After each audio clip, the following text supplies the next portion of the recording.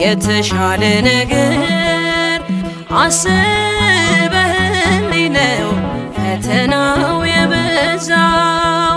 ነገ መልካሙን ቀን ያለው በዚህም አምናለው።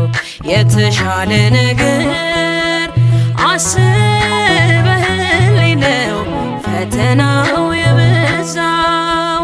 ነገ መልካሙን ቀን ያለው በዚህም አምናለው።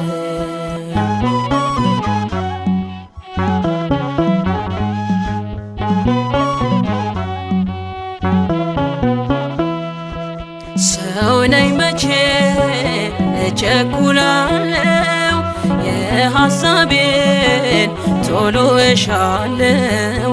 አንዳንዴማ በቃ ረስቶኛል እላለሁ